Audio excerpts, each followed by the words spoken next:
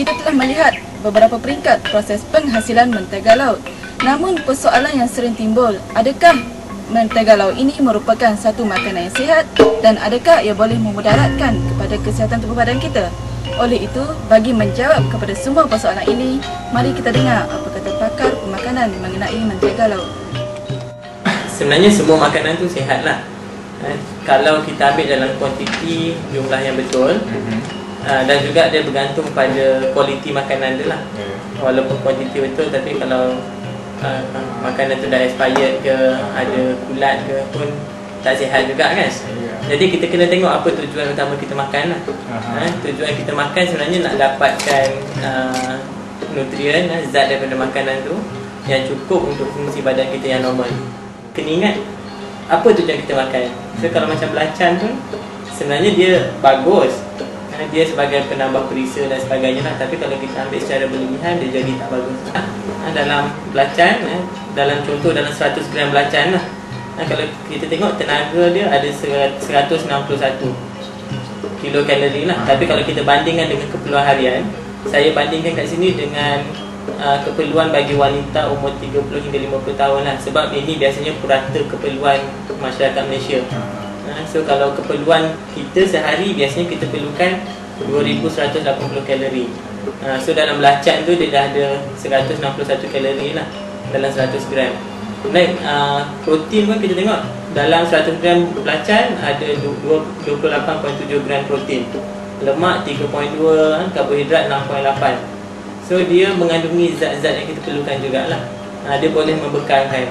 Maksudnya kalau kita makan belacan, kita dapat juga nutrien-nutrien yang kita perlukan tadi. Dan juga dalam belacan ni pun dia ada vitamin, mineral jugalah. Kalau kita tengok dalam kalsium, dia tinggi lah, dia tinggi dengan kalsium 1800. Berbanding dengan keperluan harian kita perlukan 800 kalsium. Kemudian yang penting macam ferrum 11.5 lah, zat besi lah 11.5, keperluan harian kita 29 miligram sehari. Kemudian macam vitamin pun dia mengandungi vitamin A, vitamin B, vitamin C. So semua nutrien tu ada, dapat menyumbang kepada keperluan harian. Belacan pun sebenarnya dari segi pengambilan makanan betul, dia tak ada betul ke salah ke, dia tak ada lah. Tapi bergantung kepada keperluan kita, dan juga bergantung kepada kita punya kesihatan lah. Kalau badan kita masih boleh proses, masih boleh berfungsi dengan biasa, kalau kita makan tak ada masalah lah. Sebab dia membekalkan macam saya kata tadi, karbohidrat, protein, lemak, serat, air lah. So dari segi pengambilan makanan kita kena ambil makan secara seimbang lah. Macam kalau kita tengok belacan ni, paling tinggi dia protein, sumber protein paling tinggi lah. Jadi kalau kita nak makan belacan, kena juga ada dengan kumpulan makanan lain lah. Kena ada karbohidrat, nasi ke, kena gabungkan, baru dia seimbang. Kalau kita tengok konteks pemakanan seimbang pun dia, kita makan semua kumpulan makanan, karbohidrat, protein, lemak, sayur-sayuran, buah-buahan lah. Apa saja yang kita makan, kalau secara berlebihan dia mendatangkan kemudaratan lah, mendatangkan bahaya. Jadi begitu juga dengan belacan ni. Macam saya cakap tadi, belacan ni tinggi dengan protein, natrium, kalsium dan juga kolesterol. Jadi kalau macam protein kita ambil secara berlebihan, dia boleh membebankan buah pinggang kita lah. Sebab protein tu diproses melalui buah pinggang lah. Sama juga dengan natrium. Natrium kalau kita ambil secara berlebihan, dia boleh meningkatkan kita punya tekanan darah, boleh membebankan jantung. So untuk jangka masa panjang, kita boleh dapat darah tinggi, dapat sakit jantung.